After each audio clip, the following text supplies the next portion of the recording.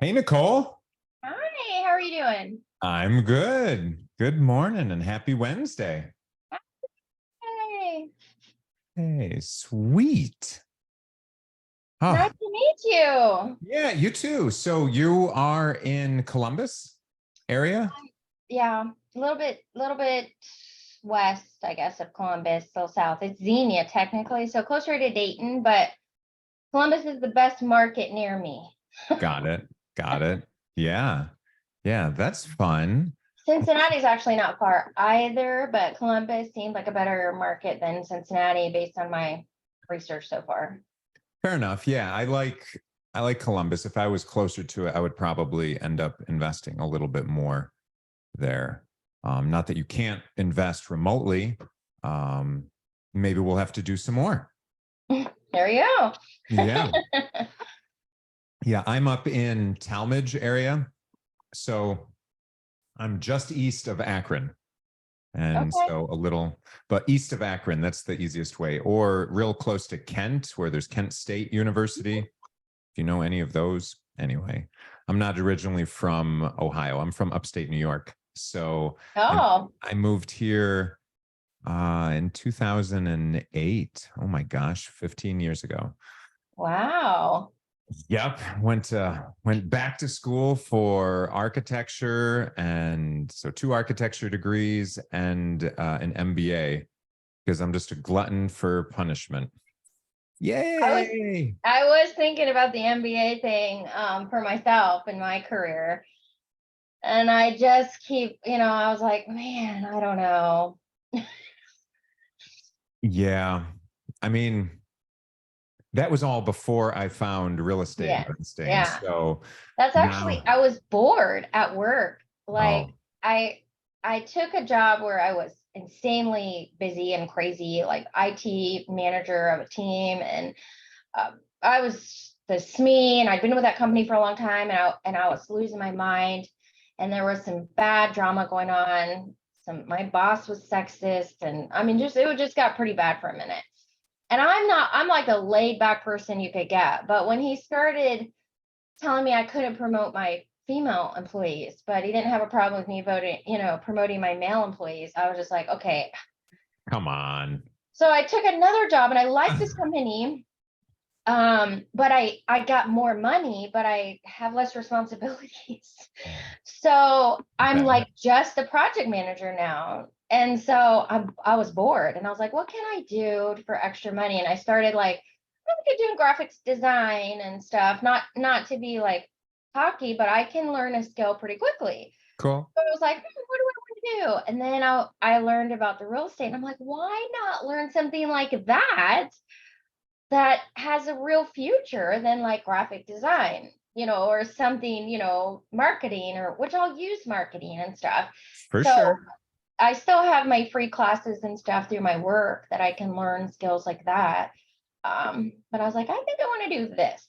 So, Yeah. and we have a lot of resources. My brother's construction, Paul's a home inspector. He does HVAC. He just has a wealth of different skills, and we're both outgoing, we're both very people oriented, but Cool. I'm not like the salesy, like I can't. Yeah. And he's not really salesy, but he just asks the questions, and he's like, okay, whatever, if I'm rejected, or he doesn't take that, where I'm like, Hurts my feelings a little bit. No, I get both of those sides of things, and it depends on what day, how I'm really feeling. If I'm feeling more needy and not wanting to feel a lot of rejection from people, yeah, or if I'm like, fuck it, I can do whatever, and like they whatever, can let's say just do whatever to it. me, and it's like it just rolls off my back like nothing. Yeah, Yeah, I have days like that too. So I was yeah, excited. little I learned a both. lot of stuff. I almost spent a lot of money, and he was like, what are you doing? Don't spend money. And so I was like, well, okay, let's think about this. So I didn't like do the mentorship with Pace or anything like that yet. I think I kind of want to, unless I can learn some other stuff, because I just don't feel like I have enough. I just don't know where to start. Like I've Yeah. learned a lot of stuff, and I'm getting I'm picking all this up, but I'm having trouble like where to start. And he's like, let's go. What do you want me to do? That's I'm like, cool. well, I guess reach out to some buyers, and I got him a buyer list from Privy for like just Springfield because Springfield sucks. So I was like, let's just play with that area because it's a crappy area. I would never want to like totally invest there, but we could learn there. For sure. I mean, that's perfectly fine. Yeah. When you have a market that I mean, any market you can find sellers in. So, yeah, as long as you've got some good buyers and you're looking to start out just a wholesale, just kind of like get your feel Yeah, for that's kind of everything. what I was thinking, like Yeah. to understand it. It's like the shallow end of the pool. You can just step in Yeah. a little bit, see what it feels like. It's okay. Maybe it gets a little gradually deeper and you're like, okay, whoa, whoa, whoa, I don't want to go cross that line. I'm just going to hang out on this side. But then eventually you get comfortable, water, you play around in the water, you float, and you're like, okay, I can swim over there and I'm going to swim a little out and then come back. That's basically how real estate investing can be. And so, yeah, I'd say a good place to start could very easily be wholesaling, because you're going to have to get used to that lead generation and talking to sellers, maybe not. You don't necessarily need that to be a good real estate investor. You need some lead flow, but you don't have to generate that yourself eventually. So one of the things I teach is I'm putting together this course that I'm just starting to market. I was just speaking at my local real estate investors association. I imagine you have one in Columbus. I know you do, and There's around a there, Dayton Berea, one, a Dayton, and and they Cincinnati coupled is a with good one Columbus. too. If you ever go out there, Okay. Cincinnati has a real big RIA following, and once a year in the fall, there's ORIA. You should definitely write that down. It's in November, but it's the Ohio Real Estate Investors Association. So it's called ORIA. It's Oh, a Thursday, Friday, Saturday, Sunday. It might cost you $150, maybe $200 for you and your husband. But you get all those days. It's right in Mason, Ohio, and oh, that's so close. yeah, so close. I drive down almost every year, and it's the biggest gathering of real estate investors for one of these things in the nation. They'll say people How come from cool. all other states. It's really cool. You will get blown away with a fire hose of information on real estate, I'm telling you. Sweet. So when I first started, I found my local RIA. I found eventually went to that ORIA, and it's just like, okay, wow. Now everyone is going to, part of their mantra is they make sure that the speakers come in and they actually teach for the first, if it's an hour and a half session, and it's broken down by sessions and different things, you can pick what you want to go to. It's really great, like on every single darn topic. Mobile homes, multifamily, renovating, lead generation, mailing for pretty homes, ugly type of homes. Oh my gosh, what is there? There's note buying and selling. There's creative finance stuff. There's property management. There is, like all the legalese type of stuff. Mr. Mm, Landlord will come and speak sometime about being a property manager. Mr. Land Trust will come and speak sometime to learn about land trusts and how that's a whole different rule book that you can use. So instead of real property law, you're getting into contract law. So it's different rules, real fun, technical stuff. But it opens different doors, and it's real great because it's a super cheap way to get exposure to all this. But yeah, for the first hour, the hour and a half, they are forced to just give information away. Like that's who the type of people that they want in. And then the last half an hour, they can go into their pitch about, for $14.97 today, you can get whatever. But you're going to get hyped up about something, and you're probably going to get really itchy to buy something yeah. because it's so good. But there's obviously tons of networking, and they're all local. Most of them are local Ohio people. Although I met some people even all the way over to California that they are here. They were looking for someone specifically that knew Akron. That's exactly my backyard. And they're like, yeah, after all my research of looking at all these different metrics and things, determined that Akron, Ohio is where I want to buy properties from California. I'm like, okay, Wow. that's cool. So that's where most of my properties are, is in this Summit County, Akron, Ohio, or Cleveland area and around there. So they're kind of clustered just like that. You're Um, actually coming to Cleveland in August. Yeah. And I mean, so the last Friday of every month, I'm starting a meetup for the sub two and sub two wannabe and any whoever the heck wants to real estate investors in those two markets. So the sub two, I got into real estate investing. It was 11 years ago now. So I got into it with no money, destroyed credit, from getting out of a marriage. Like, we moved here and everything fell apart, and I went back to school and she was an intern in medicine, and it was just we neither of us slept, and just whatever bad Yeah. things. So split apart. But if it wasn't for her, I never would have found real estate investing, and I wouldn't have done so many other wonderful things. So I'm very grateful and thankful and loving and appreciative, and I've moved past that trauma because of all of those things, right? So yeah, I'm all about real estate investing. It's just such a wonderful way of getting your time back and your freedom back. Yes, It's that's what I'm hoping for. it can absolutely do that. So yeah, I mean, I don't work right now. I just help manage my properties with an admin that works 3 days a week. And I have some VAs, but they help me do social media type of stuff because I'm not a social media type of person naturally, I guess. So Do you have a lot of properties?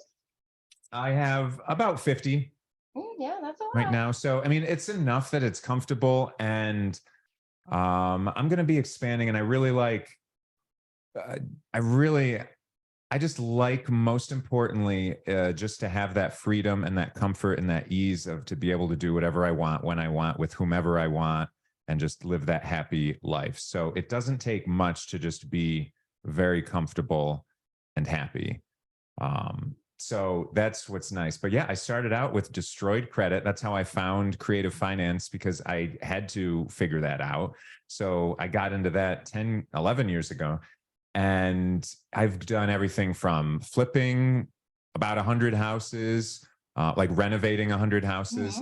I've wholesaled hundreds and hundreds of houses. My biggest deal was 94 houses at once.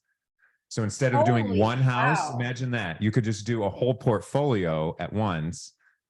Yeah. So I kept scaling up. And then I'm like, why the heck am I selling these things? I want to go swim in that deep end over there, and I want to own them. So how can I structure that all up and do some seller financing, some subject to the mortgage? And then they wanted some down payment for some portfolios that I would put together. And then I had to start going and asking for money, raising capital. So I didn't realize that until it was almost too, well, it was too late. It was when I needed it at that point. But just talking about raising capital, you should do it all the time so that people are well prepped, and then say, okay, here you go. Now here's what we talked about. So that's one thing I would advise you to just talk to people about, is money. Don't be shy.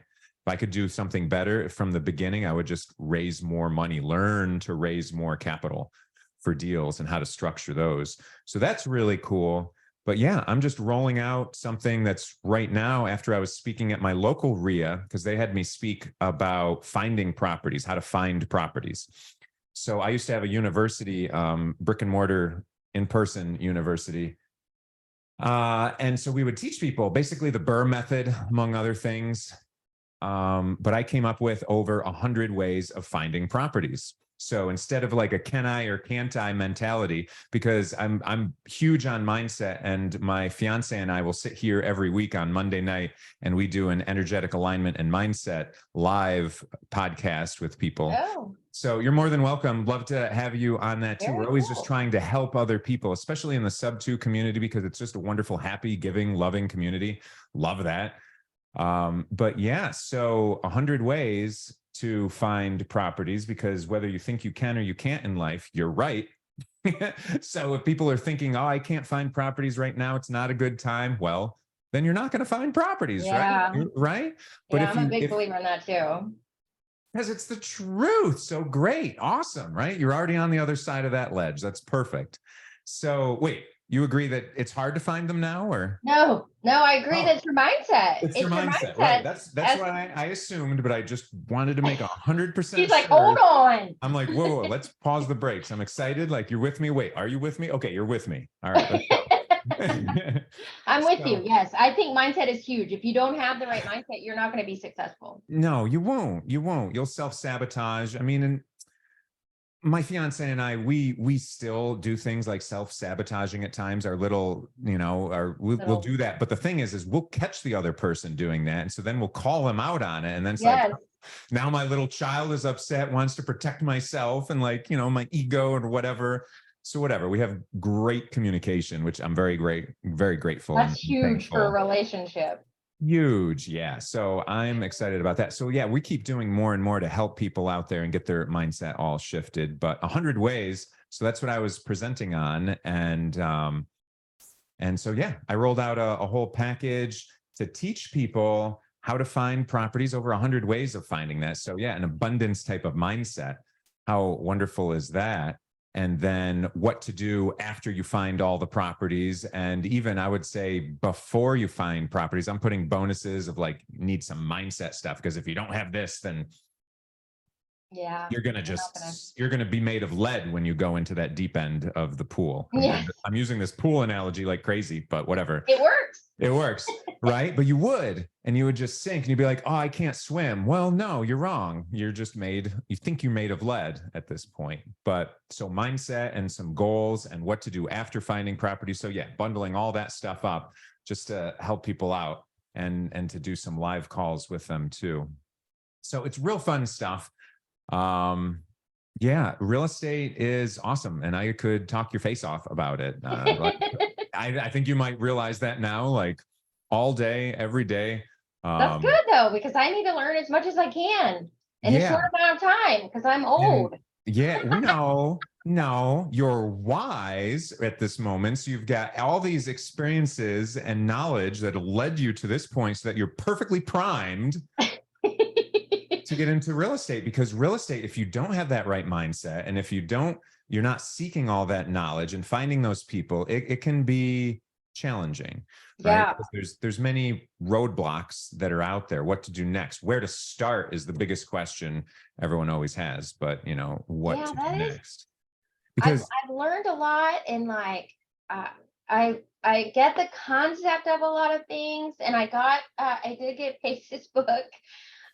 Which kind of helped me a little with the I haven't read all of it yet, but the sub 2 piece. So it makes more sense to me in my mind, So I've gotten a lot of stuff like that.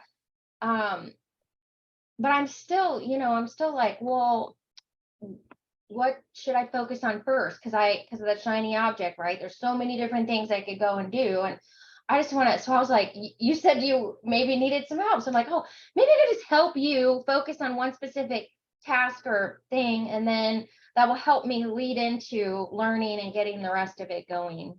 Yeah, heck yeah. And I think that's great because you'll start to get some traction, you'll start to be in it, and then that hunger that you have, it'll just get more real. Yeah. And you'll be able to take these skills that you'll be using and you'll be able to use them for yourself. Right. And for everything that you're trying to do, because comping it's one of those basic things. We'll call it very basic, but it's basically figuring out what a property is worth and will be worth if it's fixed up, knowing those different things. And if you get that number wrong, kind of everything else gets wrong after that. So yeah, it's your foundation. Yeah, it really is. It's your foundation for valuing a property. And when I have wholesalers that bring me properties, and I'll ask them, what's the ARV and what's the repair estimate?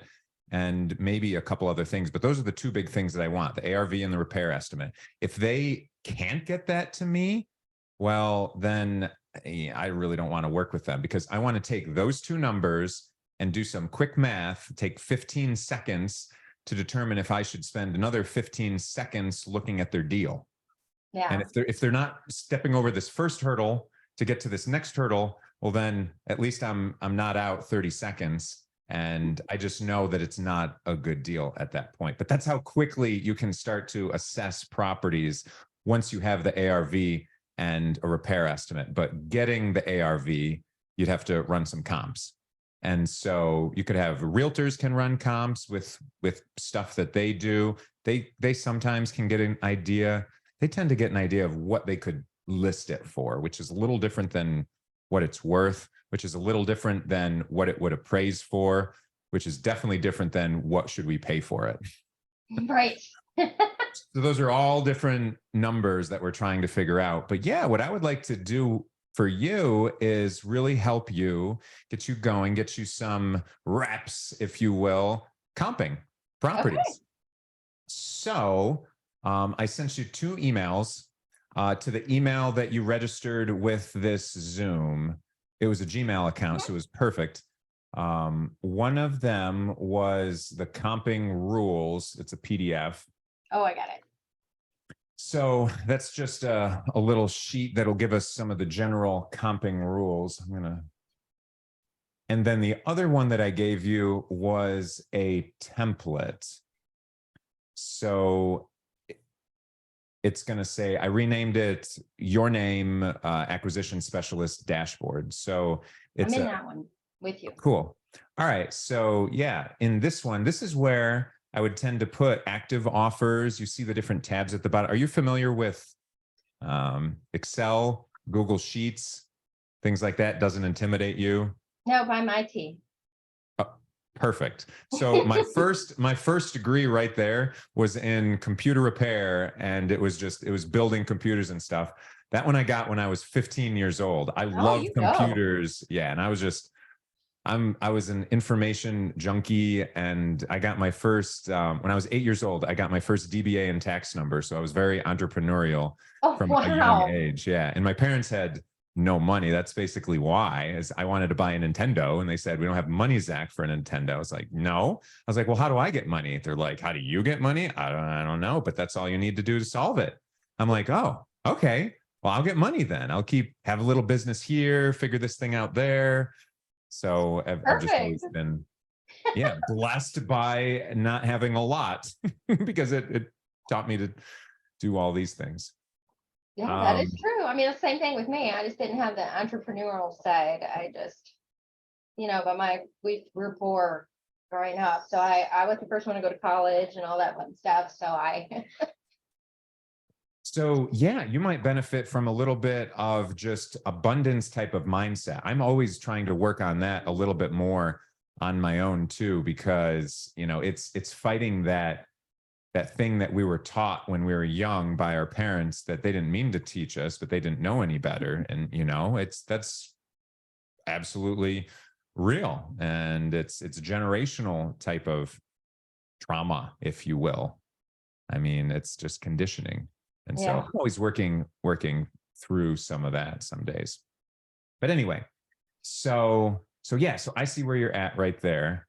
And I guess I might share my screen for a little bit just so that I can pop through and go over some of this. But the idea is that we would put different properties into here, and we can process them, figure out what type of deal they are. Oh, I don't think you can see this, so I'm just going to share my screen. Boom. Boom. Boom. There we go. So yeah, so put an address in here. 123 Main Street, Akron, Ohio type of thing. When the date came in, if today's date, just to keep track of some things, what type of deal we think it might be. This might be a rental, maybe it's regular priority. If there's like a hot lead or something like that, we just want to, I'll use this when I have different acquisition specialists so that I can keep track and I can hop in and see what they're doing real quickly, and it's organized. But this offer status basically goes through our process where we get a deal, we analyze it, we submit an LOI. Do you know what an LOI is? Is it something similar to ROI? A return on investment? No, it's different. But an LOI, it's a letter of intent. So don't worry. I was just working with a realtor yesterday, and they didn't know what an LOI is. It's something that's typically it's very typically used in commercial type of real estate with multifamily, anything like that. Not as often used in residential, but us as real estate investors, we like to move fast. And so an LOI is just a real short 1-page explanation of basically an executive summary of what a purchase agreement would include without having to fill out a whole purchase agreement and sending it over. So we can just have a quick LOI, get the information over to someone. They can look at everything, say when you want to close, how much is it going to close for, things like that. And here, I'll scroll this down. I'll bring this here. Here's an example of an LOI. Real quick, one pager. Purchase price, how we're going to finance it, what deposit, how long due diligence, when closing will be, who's paying closing costs, where's the title company, blah, blah, blah, blah, blah. And it'll say that it's non-binding, but that we're going to get a purchase agreement signed within 5 days. So it's a letter of intent. We're both agreeing that I'm intending to buy this property. And if for some reason you don't like the purchase price or this thing here or when it's going to close, just point at it, tell me, and then we can change it without having to go through the weird informal, like back and forth sending of this and take whatever. It's a lot faster. You could text that over. So we try to move real quickly in real estate investor land. So yeah, so just going through that, LOIs, getting the contract accepted, submitting it for funding, submitting it for closing, and then it moves into active ownership. Otherwise, our offer was rejected and we follow up, or it's dead. So those are, and it's usually never dead until it's sold. But anyway, so this is just for keeping track of stuff. I'll show you real quickly. Here is somebody else's example of one. This is a whole section that was submitted for funding. So different properties, where they are in their status. Like here, just some different property. This was a 131 unit portfolio in Marion. So that's why I like big portfolios too. And if we call things like for rent signs, you're going to find a landlord on the other side of that call probably. And you can ask him, hey, saw your sign for rent. I was wondering if you're interested in selling any of your properties. He says, oh, no, I'm not. Oh, okay. Well, landlords tend to know other landlords. Do you happen to know anyone? Like, who do you know that's looking to sell some of their properties? No one. Oh, okay. So are you buying? Are you a buyer then, basically? Oh, no, you're not. Well, then you must have lots of money. Maybe you're a private money lender. You'd be interested in that, right? So there's lots of opportunities within one call, as opposed to when you get a no, that just means that doesn't work for them. So anyway, I could go into lots of stuff like that forever, but yeah, it is very cool. And again, it's that abundance type of mindset where if not this, then something better must be out there. So this is just someone following up with everything. And then this is stuff that we do on the other side of it after we buy it, kind of this red line. If we're looking at different renovation costs and keeping track of our EMD and when it's going to close and blah, blah, blah, blah, blah, lots of stuff. You don't have to focus on any of that. So we'll go back over to yours, but it's just an easy way to keep track of different leads, because leads could come in from Facebook, come in from a call, come in from gosh knows how many different ways. So just keeping track of them is important. And these are kind of some of the things that we do, just trying to reply to leads within 24 hours because people, they want attention. And if they're calling out, they need some help. Getting these contracts out quickly within a week, work on due diligence, clear the contingencies, and get financing. So just like some little notes. But anyway, so this is all to keep track of multiple different properties that we're working on. Does that make sense? Yeah, absolutely. Cool. And then after the offer status, there's another tab on here that's follow-up status.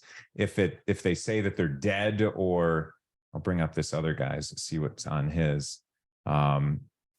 Yeah, the offer for these, they were rejected. So it just moves into follow-up. So maybe you just take the whole line item, cut it, paste it into the follow-up one from the offer, so that and then these ones, maybe it's just follow-up once a week. So this is a way of doing it a little more manually if you don't have some type of CRM, customer relation management software that is doing those things, texting, emailing once a week, once a month, whatever your frequency is. So if you're not using an auto responder, this is a way of doing that, a step above using a piece of paper. Yes. Right. And then your desk gets a big sea of papers. Some of us deal with that. I'm not a paper person. No. Okay. I use OneNote a lot, even. Oh, yeah. I'm very technical. Yeah, that's great. Yeah, it just keeping organized will be a wonderful skill. Oh, and that's the other thing I guess I wanted to tell you too is what part of this training that I'm just launching for people. That's what made me spawn it is you were asking where do you start, right? Where do you start? So everyone wants to know that. And the answer is it's different for you For everyone, yeah. versus someone else. So when you hear someone's answer of where to start, you're like, yeah, but is that good for me? And rightly so, because you have different skill sets, you say, oh, because I'm so old. What you said, right? But you have that accumulation of wealth, knowledge, skill sets up until that point. Why would you be starting the same exact way that an 18-year-old would be starting on something, right? It probably is going to be completely different, honestly. And especially in the mindset of 100 ways to find properties, it's going to be completely different. So I would say another one of these things that I put together as part of this portfolio is just that blueprint that really takes an assessment of you and all of those skills and everything that you have and figure out, match that to the 100 ways and say, okay, which ones are best for you right now? Do you have a big social media following or don't you? I'm going to take you down a different path. Do you have good money, good credit? Do you have a big network of people? Do you have experience with real estate at all? If you don't, I'm not going to take you down this path. I'll take you down this one over here. So it's very getting a blueprint for everyone. So it says, okay, this is tailored just to you, Nicole. And then you're like, okay, if this is just to me, and yeah, those are my skills, and yeah, those ways of finding properties seem like they're in alignment with those skills. Well, Yeah. now I really don't have any excuses. These are the things I should focus on. And then it's just a matter of, are you focusing on those or not right now? And so I thought that was going to be an extremely useful tool to help people out, get them over those first hurdles of where do I start in real estate? Yeah, absolutely. So cool. Yeah, good. Anyway, I just wanted to talk about that for a second because I'm really excited. Part of my why in life is to just help out my parents, be very great. I'm very grateful for them, everything that's happened. They've, didn't give me much money growing up necessarily, but they gave me an abundance of love and nurturing and support. And so I'm very grateful to them. So they're in the forefront of my mind of just, this is my why. I just want to make their lives as happy as possible because I've given them some torment throughout the years, right? So That's very sweet. I think I might be in a little bit of debt to them. But anyway, love them to death. Wonderful. And that's why I want to help them. But also I want to help my extended family, just help the world, make it a better place. And I love helping people. And it really gets me excited at the end of the day. So that's how we both are too. We're like, we want to learn this. And then of course the children, I have young adult children, and they have babies. That's why I said I'm old. I have 3 grandsons, 4 and under. awesome. So my son is 26, my daughter's 25, and they didn't even follow my path. They don't have careers of any kind. So I'm like, I need to figure all this out, and then I could teach them certain areas. Like my son's not entrepreneurial, but he could still help once we get things going. He's more of the worker type, but we could still help with that. And so that my why is really to be able to help lots of people. Neither one of us can stop helping people, sometimes to our detriment. Yep. No, I'm there with you. That's one of my things. I had to learn to say no. Yeah. To say not now and to guard my time and even to send you that Calendly link, right? I'm sure I did that because that was a life changer for me. Not like, me asking, when are you available? And then you would say, whenever the heck was good for you. And then I would fit that into my schedule and it would be an inconvenience to me, as opposed to me just saying, here's my link, here's when I'm available. It automatically schedules it, sets up the Zoom for us, puts it on my calendar, even asks you some questions so I can review beforehand, be like, okay, I can get some sense of who you are as a person and how I can help you. So yeah, phenomenal. Yeah. So little tech things like that get me pretty jazzed up. Yeah, we do. Makes your life easier. I'm all about the productivity. Let's do it. Oh, productivity and like a relaxing, easeful life is so important to me for sure. Yeah, right on. Okay. So back to comping. So comping, yeah, this will happen whenever there's an opportunity. So sometimes I'm looking at properties that are in the MLS right now, the buying properties that are on market with a realtor, looking at their multiple listing service, the MLS. That is a useful thing because there's less buyers that are on the market right now. So if we look at properties that have high days on market, maybe 90 days on market or more, they've been sitting for a while, there's a problem there. They're either overpriced or they're not willing to accept something or they owe too much debt on it. So 90 days or more on market, that's a big one. Properties where they have no equity, where they just bought their house in the last couple of years and they haven't paid off much of the mortgage. Maybe the value has stayed the same or gone down a little bit in some of these areas. So they're trying to list it for a price that is probably more than people want to pay for it, especially considering people have to use today's interest rates to pay for it. So their money doesn't go as far at the end of the day. So that's what drives the value ultimately. So there's downward pressure. So those people that have no equity, what are they going to do? They're going to pay to get out of their house, pay the closing costs to the realtor, pay the closing costs to the title company, take a hit on their price of their home that maybe is in perfectly good condition and they got a great mortgage. Well, no, those no equity properties, those are the ones that we want to just take over those mortgages, those subject to deals. And those are wonderful for that. I'm buying one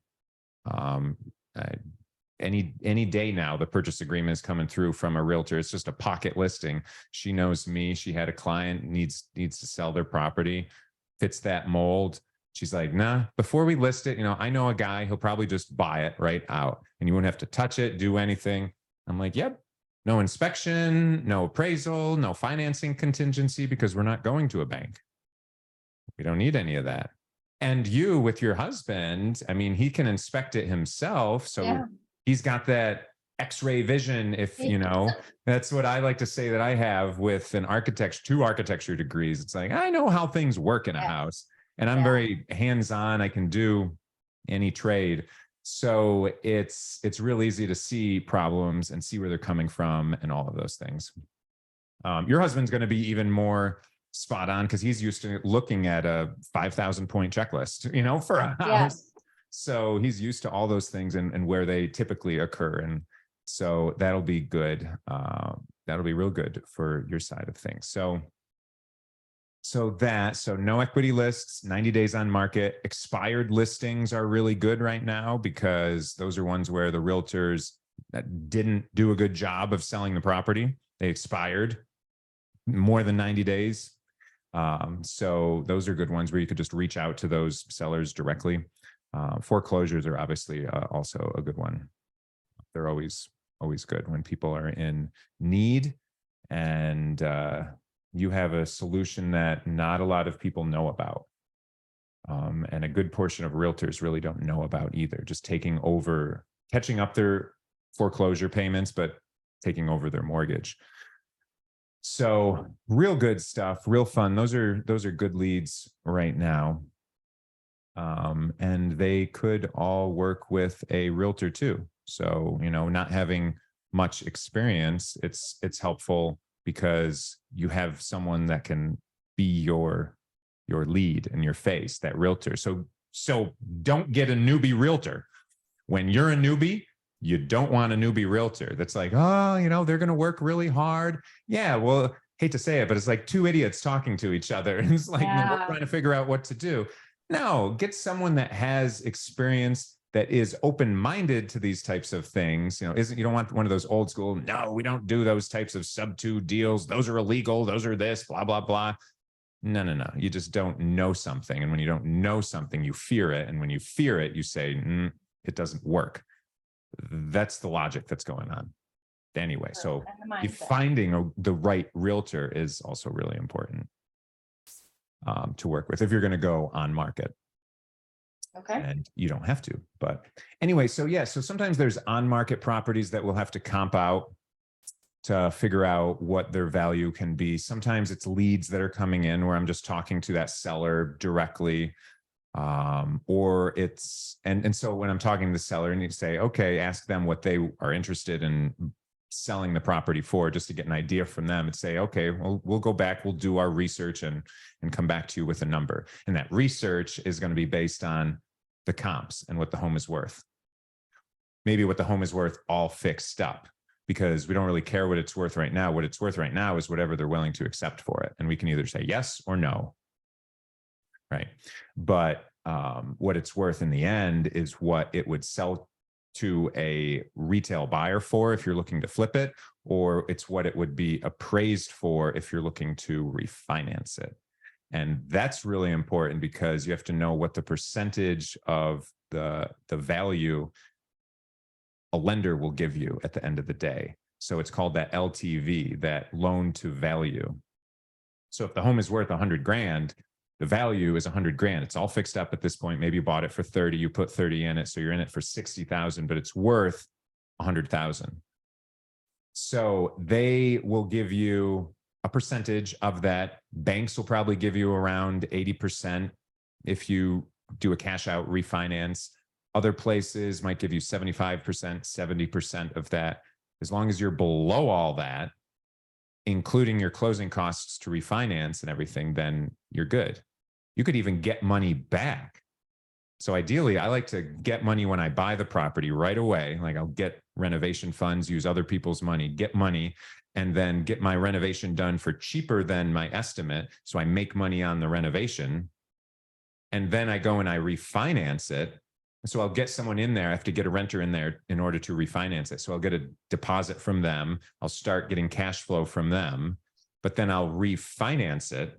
When I refinance it, it doesn't cost me money. If I bought it for 60%, 60 grand, and it's worth 100, and I'm getting, say, 75% out of it, which is fairly normal. So 75 grand to 60 grand, there might be 5 to 8 grand of closing costs with all the different points and things you pay, but you'll still end up getting 8 grand back when you refinance it. And that money is tax-free, by the way, because it's a liability. So it doesn't show up as income. It's a liability. So it's 100% tax-free. Nice. That's nice. That's nice. So you've got the money when you buy it from the private money lenders, and maybe you did some type of fun wholesale thing where you wholesaled it to yourself, one company to your other company. Possible, done it many times. So, right, if I get it for free, I can sell it to myself for 20 grand easily, buy something like this. So you do that, and then you fix it up, you make money on the rehab, you put someone in there, you make money on the renter, you refinance it, you make money on the refinance, and then you're making money every month. So you're going, you've got all your principal money back. Maybe you've had none of it in there to begin with, it cost you nothing, right? So, but makes you money on all these different steps. That's much better than just waiting till the end to make some money. Yeah, that's exciting. Yeah, so that's kind of fun. That's really fun stuff. Yes. So always look to make money on each stage of the game, because number one, it's possible. So unless you, for some reason, don't want to, I don't know, I always do. People that maybe are stuck in their ways and think just like, this is the only way to do it. It's not. So yeah, so there's that. So we'd get comps for properties that are on market with a realtor, and sometimes we can leverage a realtor for comps as well. And maybe we do it to check, or like both people can do it. I usually try to have someone else do it, and then I'll check it as well, just to make sure that it's meeting these comping rules and everything like that. Or I have a wholesaler do it. If they're wholesaling me a property, I say, what's the ARV? And like, what's the rehab estimate? Then they send me the ARV. I say, okay, good. That works in my percentage model where I'm doing quick things. Can you send me your comps that you used to justify your ARV? That's when you find out that they're legitimate and they know them. Sometimes they'll give those comps right away because they know what's coming. And other times they're like, oh, well, I just thought it was close to, there's this one house that sold around here. I'm like, one house, really? Really? And when, like a year ago, when interest rates were different, like, come on. So show me your work, trust and verify, trust your number. Okay, cool. I'll spend another 15 seconds to look at it. Send me your work. They'll show me the comps. It's like, okay, these are all legitimate comps. Now there's a viable offer here. Now I'm like really getting interested at this point. Maybe then I'll lock it up under contract with them and then go look at the property. I like to push off going to the property unless it's under contract. All my contracts are just like, gives me a little time to go look at the property because I'm going to look at the property. But I'd rather sit here or something in comfy pants and do nothing while, just see, is this a good deal or not? Is this a good deal or not? Because we can do that. So that's the other time when you would end up comping is from a wholesaler or something along those lines. So it's always looking at different properties. So let me move over now to your sheet to show you how I tend to comp, and we can go over some things with that. So I created this spa template. I call it a single property analyzer, like you're in a spa. Nice, right? But so just analyzing a single property. And so you'd put the subject property address in here, the parcel number, and then all the details of that property. What's the square footage, bedrooms, bathrooms, lot size, age, different structured types, because a split level is going to be different than a duplex or a bungalow or a colonial home. Some people hate split levels, right? So it's just trying to compare apples to apples. That is what comping is. 100%, that's what comping is.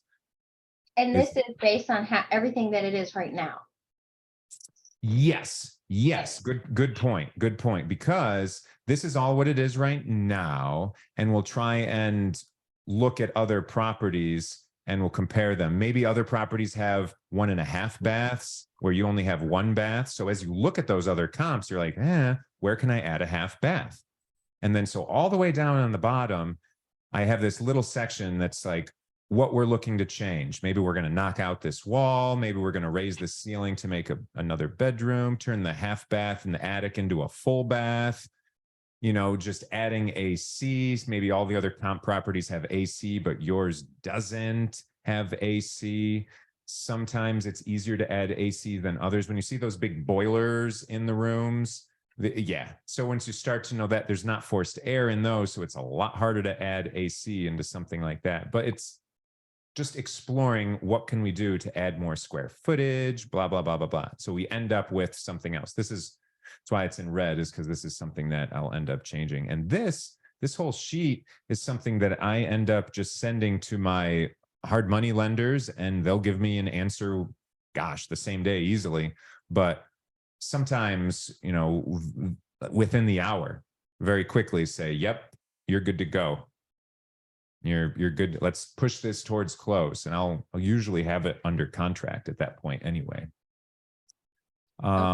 But yeah, so you're just comparing one to the other, and it's easiest just to show you on a property that already has some things filled in. So here's one where this is the property. I didn't put the parcel number in. This is one that I ended up buying actually, and we fixed up.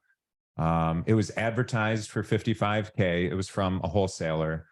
I ended up giving them $40K for it. Maybe it was a little less, but so just whatever they advertise, just know that that's just what they're asking. That's not what you have to pay. So here's the subject property, and then here were other comps, and we want them to get, there's a bunch of things as part of these comping rules. And so maybe we'll just go over those real quickly to give you an idea. But number one, you want to stay in that neighborhood. You don't want to go out, I'll tend to say like try to be in a quarter mile or try to be in a half mile. Definitely want to be within 1 mile, but you can't cross. See, this says a mile out, maximum 2.5. I would say that's more like country living type of stuff. Yeah.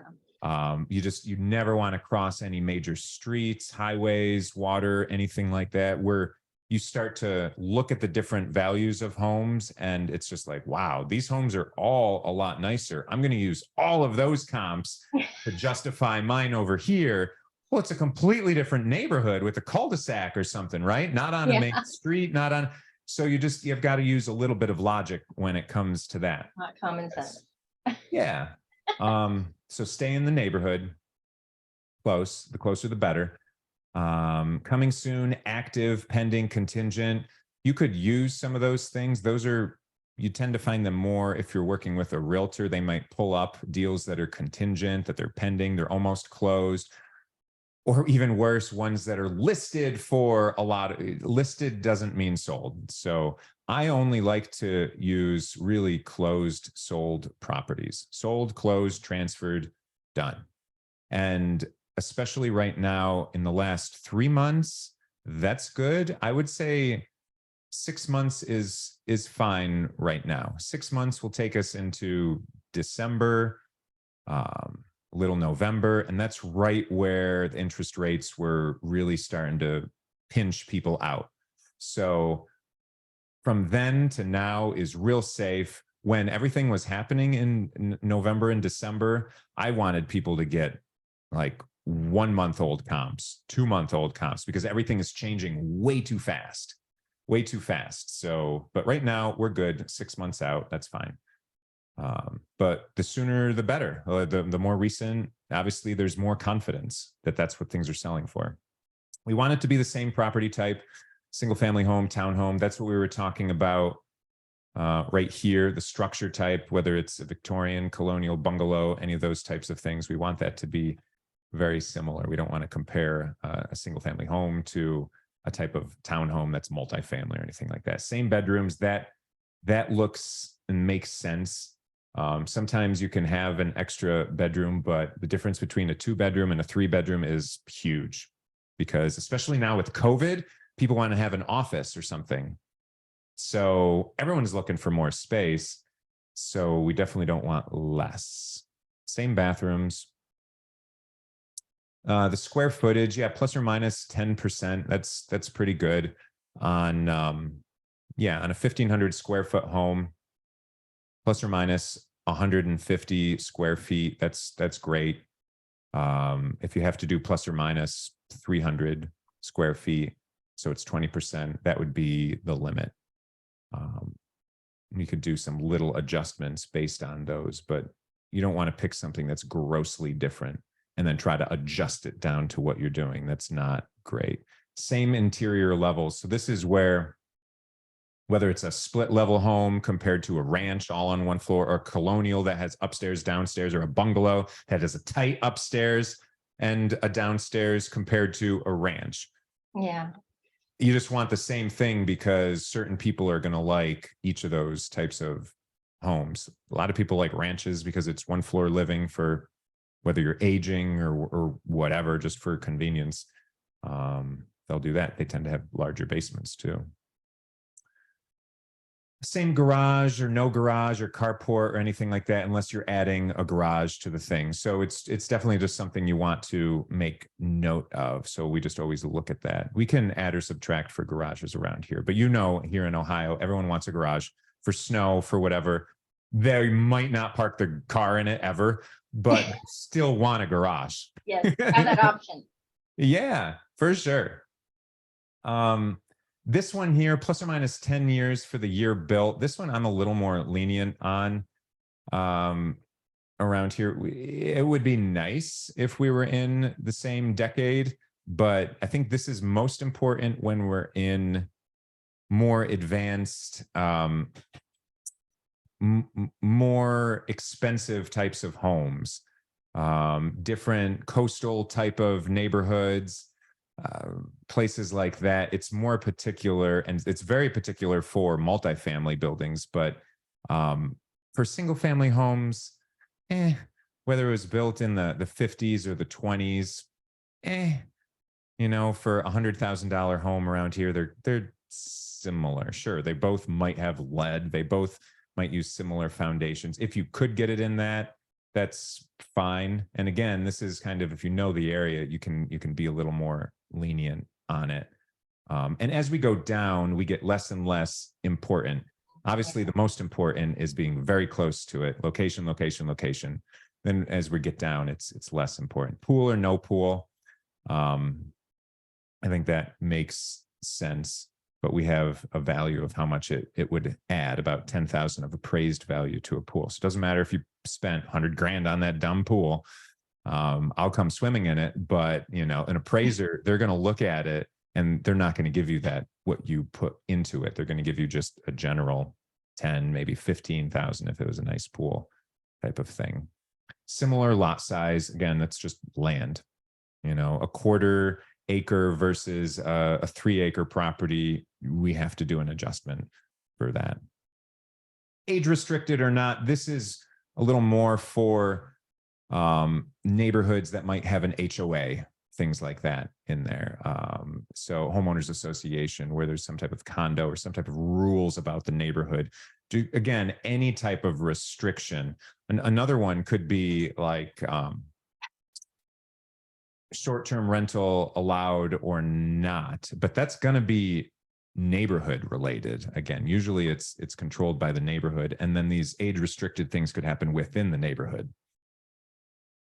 But just, we want as many things to be similar with all those properties as we can. And you want 3 closed counts. The neighborhood has age restrictions. Yeah. So, I mean, there's some that are like a 55 and older type of neighborhood. I mean, I've heard of those, I guess. But. Yeah, it doesn't come up much around here, although it happened recently with a mobile home that someone was looking to sell. But around here in Ohio, it's mostly single family homes. More in Florida, you'll have some developments that will have some restrictions like that. So this is kind of like general comping rules for around the country.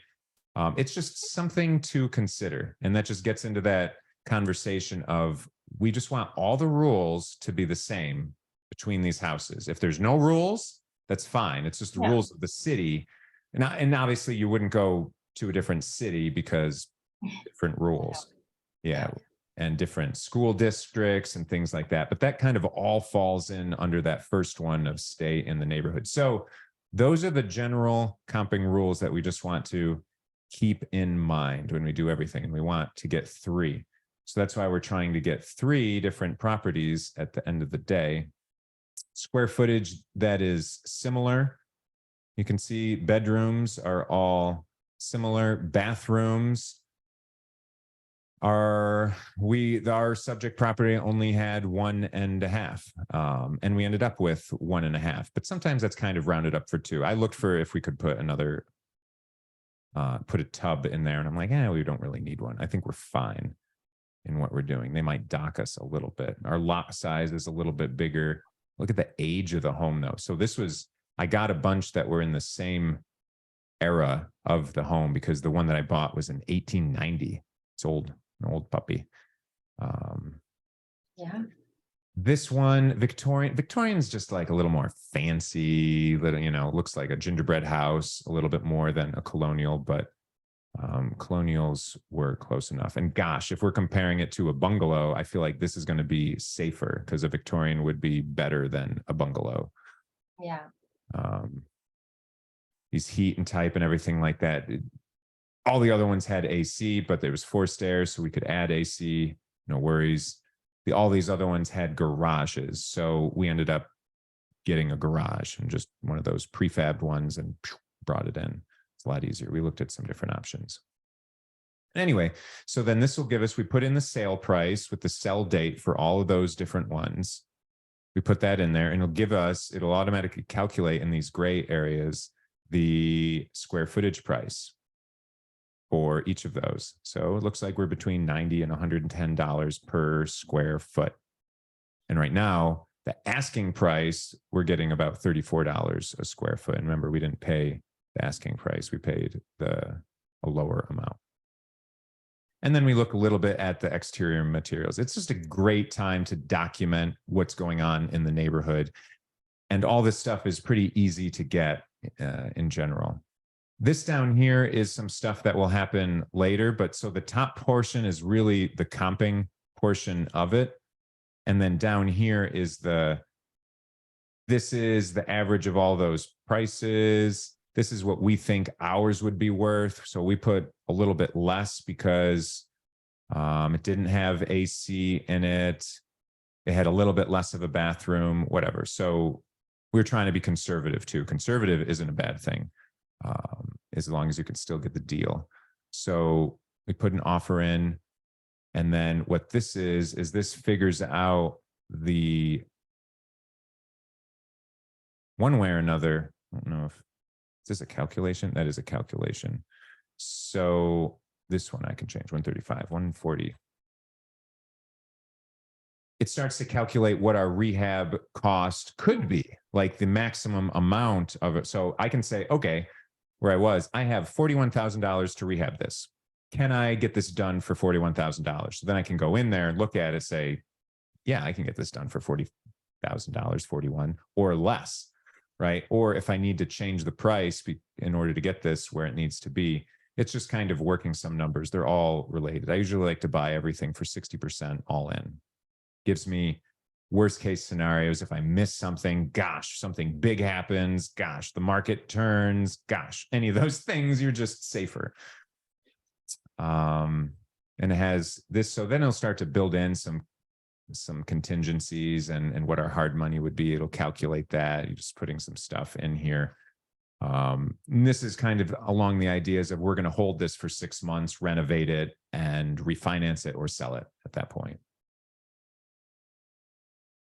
So it's just coming up with some of that, some numbers. I don't tend to look at these numbers as much because I'm just looking to refinance it at the end of the day and buy it. So yeah, so really it's just the focus of this top, and that gets us to this number right here. And we say, okay, so that's our ARV, or that's our blended number. And then we kind of pick either ours is a little bit better, ours is a little bit worse, ours will be a little bit better because we might add a bathroom, add a garage, whatever those things. So that's where the art of it comes into play. And comping, it is one of those things that's like a little bit of science, a little bit of art. You know, it has to tell this story that makes sense, and you are predicting a little bit into the future too. Is the market trending downward? Do I want to take a little off because it's trending downward?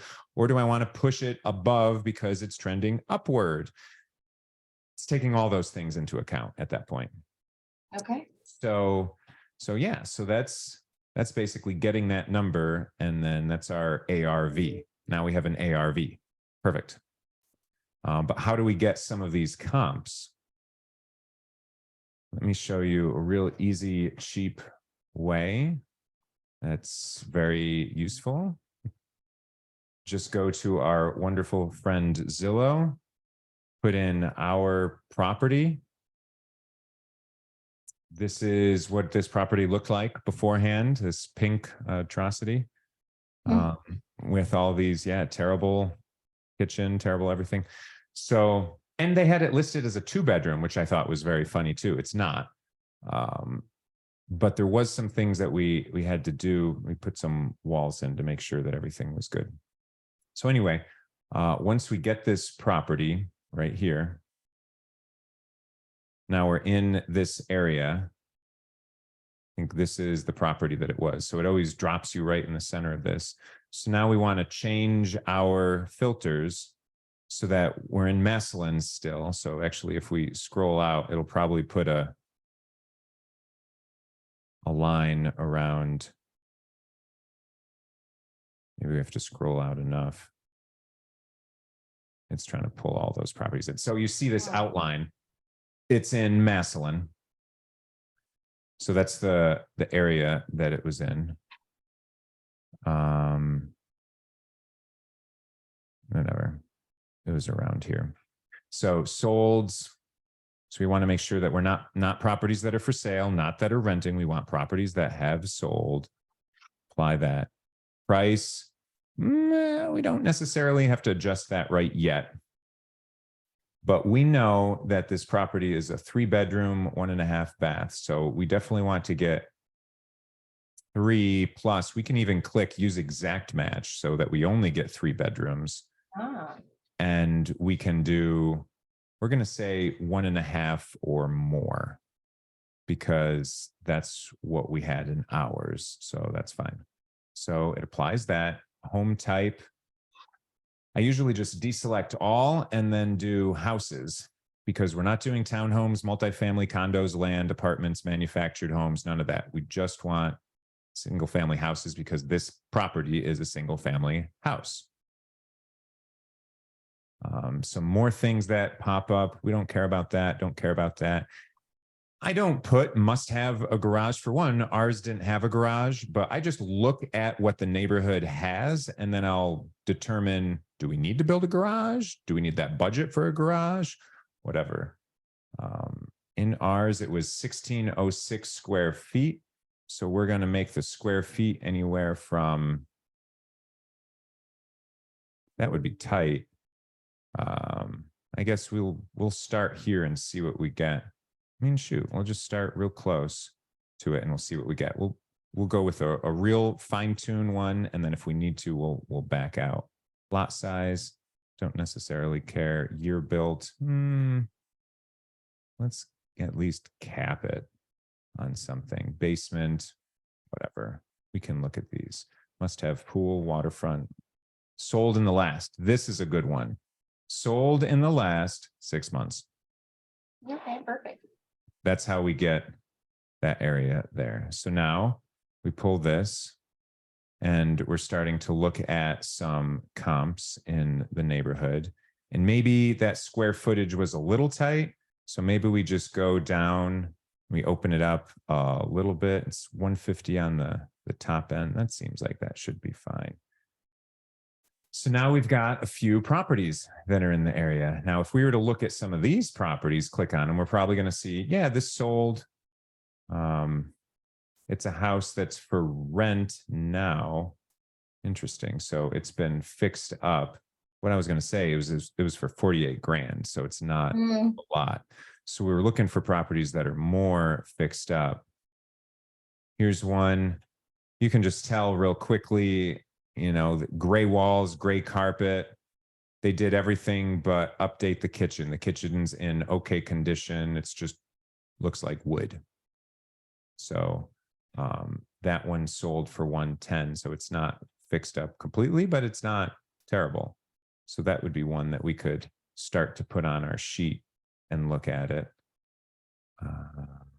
What we really want to look at is some of these bigger ones. Now, this one, I don't know. I don't believe this. This seems like crazy. Maybe it did, though. I mean, look at some of these pictures. They're doing some nice looking stuff. Looks like they staged it. Wow. It's open. Yeah. You got some pretty little areas in here. Nice kitchen. Yeah, that's fancy. Yeah. So interesting. So this one, though. So this is good. Good to know, but I for some reason doubt that this is going to be a direct comp. Or it's just one that's really done well, but I wonder why this with sold. It just recently sold. Oh, I'm fine with that because that's near our property. But it looks like for whatever reason, it's starting to get more expensive on this end versus here, which is more where the property is. It's not that much of a difference. I mean, we can even take this. If we want to see how far one thing is from another, I'll just very simply, put it in maps, and you can kind of do as the crow flies versus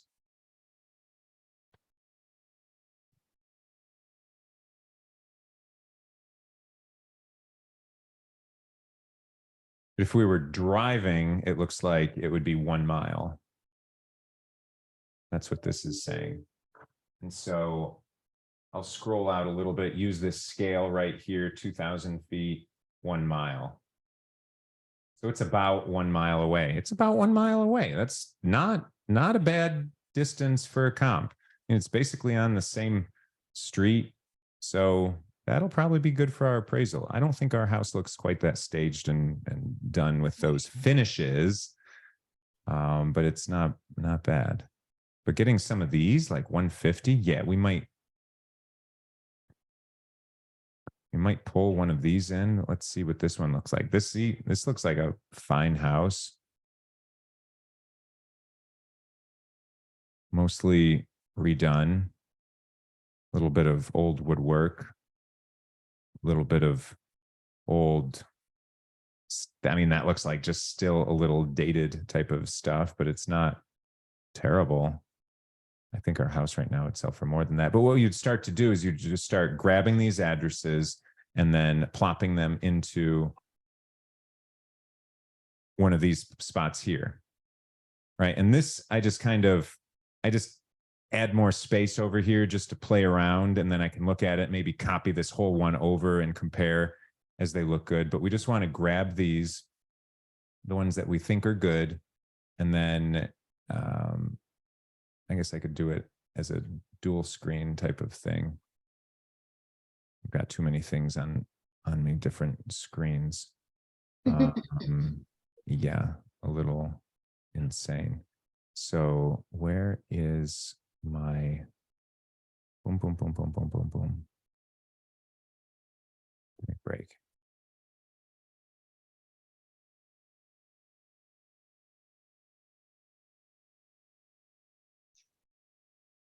So we could just go down location, distance from that. We can get the bedrooms, the bathrooms, the square footage. Boom, boom, boom. Total rooms. We go down to home details and expand this. It's usually a lot of stuff is right in here. Bedrooms, bathrooms, full, half bath.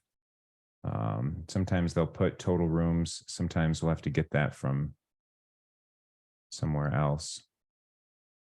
But they'll have the lot size that it's on there. Where's lot size? Lot size. Oh, no data. Cool. We'll get that from another place too. Sometimes we have to convert it from acres to square foot to acres, whatever. Year built 1927. So we put that in there. Structure type. It's going to tell us the structure type right in single family. Has a detached garage. So we would put that in there right here. Architectural type, colonial. So we grab that colonial.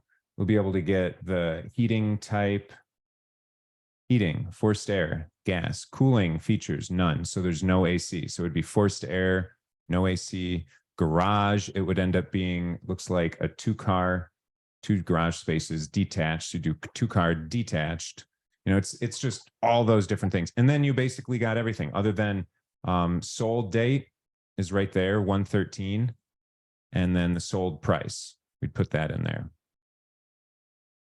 And so the only things we didn't get was total rooms or the lot size. And a lot of times they'll have a link right to the auditor's site right after the price and tax history. Right here, find assessor info on the county website. You click on that. It looks like garbage. That's fine. So Stark County. So another thing you learn to do real quick is whatever the county is, you do whatever county, Stark County auditor. You go to the auditor's site. You could click on either, but I'll just click on this. But you want a property search. So on any auditor's site, there's a real estate search. And then you just type in the address to the property, which we got right here, 1359, whatever, Byron. You just take the first part of it, not any of the other stuff.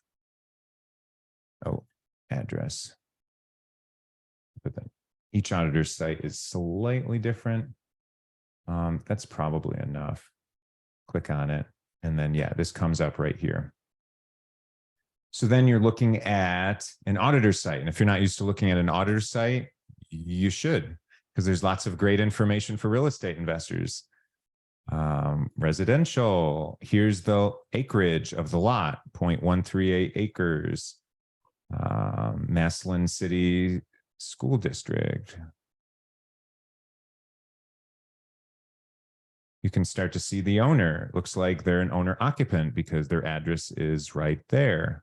It's the same address as the property, their tax mailing address. Looks like Gazetta has her husband Michael named as the mailing name, but it goes to the same address.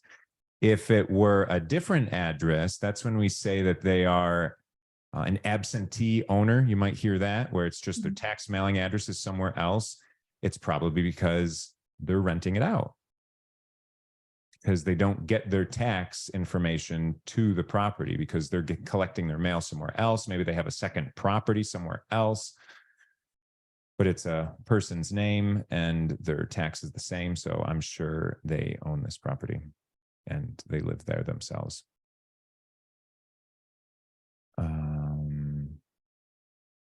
Yeah, so we got the acreage.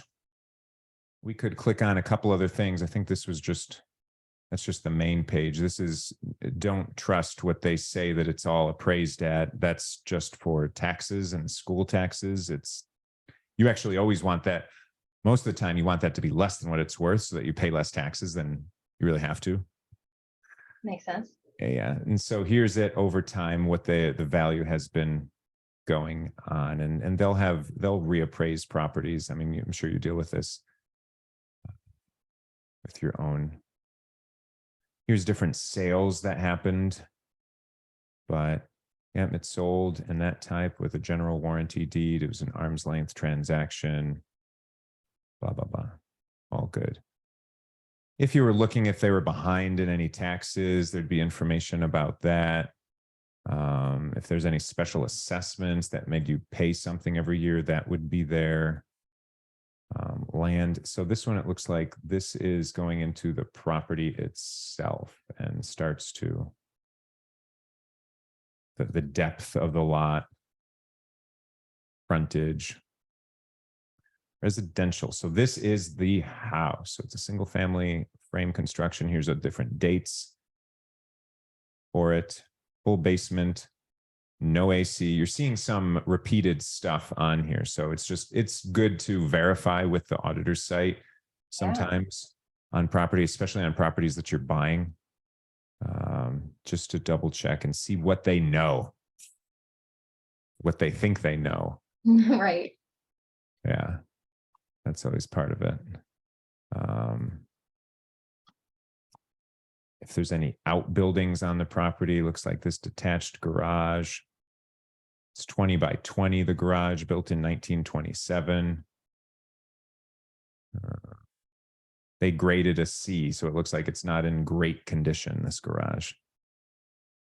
Little things that you can tell. Nothing about a manufactured home.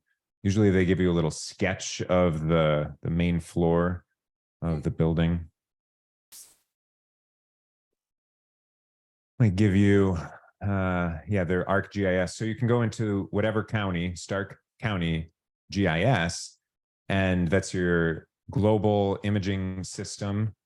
You can start to look at information like this. So here's the parcel. Here's the land. There's everything. Probably this one got sold with it. We look down, we'll probably see the name, owner name, Fry and Kevin. Oh, maybe they don't own that property right there. Yeah, because it's a different person. I wonder if these guys own that property.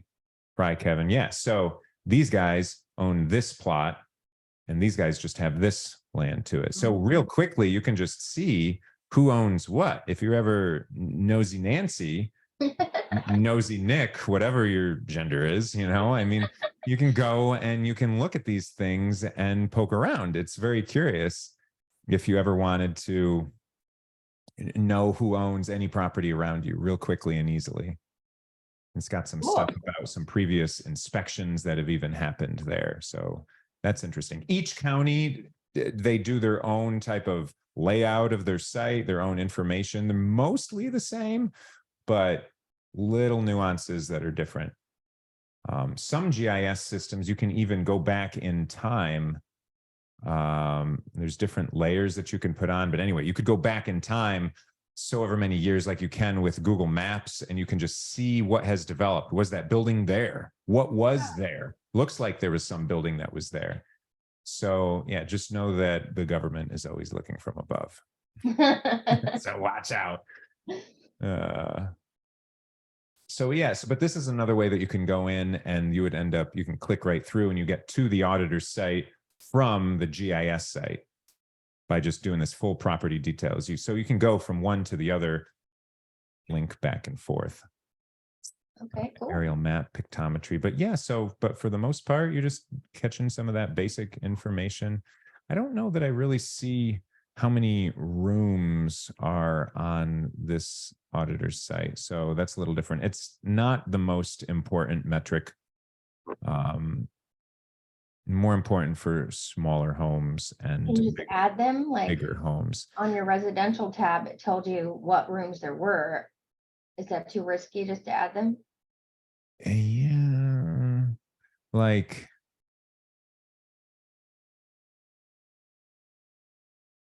because you never really know. Yeah, it doesn't even tell you your living room and all that stuff. So where are you seeing that? It doesn't tell you that. I see the bedrooms and stuff and Yeah, 0 and finished basement stuff, but it doesn't even tell you, like the kitchen and the living room, any of that? No. And that might be something that you would see more with a realtor in their listing. Yeah. They might go through and say it has a living room this size, dining room this size. Of all the metrics that are on here, total rooms isn't a deal breaker. We can figure it out from everything else. It's just one more thing. Usually it's something that is shown right in Zillow. They'll tend to put it right in that listing.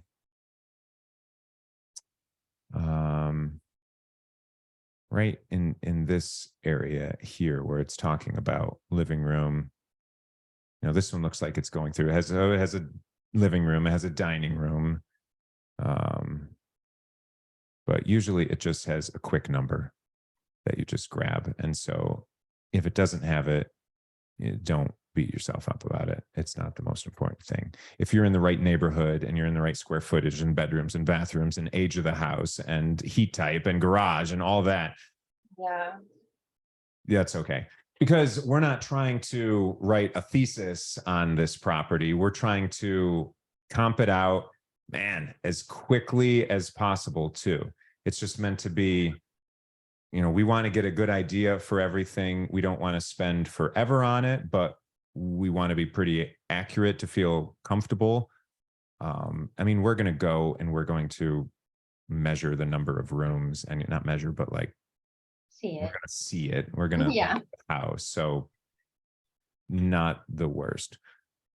But just, yeah, getting that basic idea of what that is. Oh, and then I guess one more thing I should show you on this. Share one more time. I have 4 screens on, so I get a little like, where am I at? All right, so what I always do, this tab, I'll show it in yours so that you can see it in yours. But this tab right here is locked on the bottom. Mm-hmm. That's so that you don't change it, mess it up.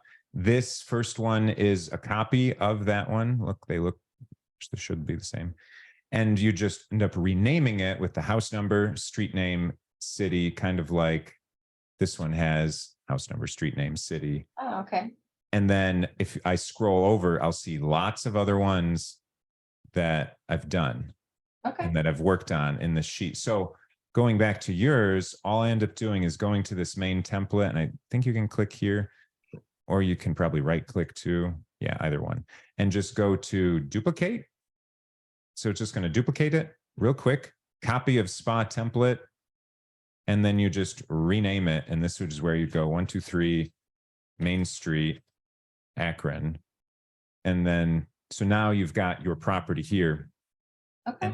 And I'll do a little other thing from this. If you take this web address that's at the top, if you notice when I go from tab to tab in a Google Doc, it will Change slightly. it'll change ever so slightly. It changes the numbers. So when I grab this and copy that and I paste this on my offer status right here for 123 Main Street, I know that I have a spot for it right here. Link. Ooh, real good.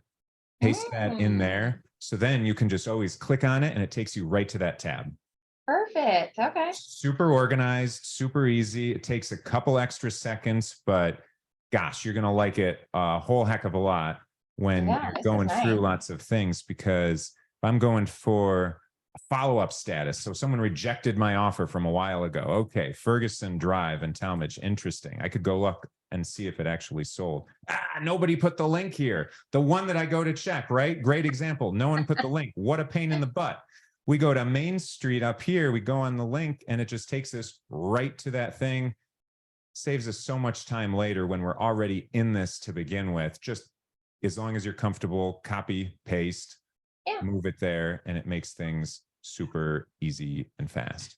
So okay, so I have to run to a work meeting here at 1:30. Yeah, great, cool, because I'm a little late too to my meeting, but we were on a roll, so I just wanted to. I know this has been super beneficial. I've learned a lot. Do you have like houses that you want me to start doing this with, or maybe? That's the easiest answer. So it's always real fast. I know that I have some that are in my pipeline that I don't know if I've done this on yet. So I'm going to do two things. So you already have a link to this, and you've got the PDF for the comping rules. So this is your spreadsheet. It has your name on it. Don't worry. I made it from a template, so you can use it and mess things up in there, play with things, I will say in a better word. But what was I going to say about that? So I do have some properties. I can send you some to work on. Yeah, even if it's something somebody else is doing, so we can make sure I'm doing it right. Absolutely. Yeah. Yeah. And give you some that are like that. That's a good place to start. Oh, and that's what I was going to say. I'll send you a link to this video too.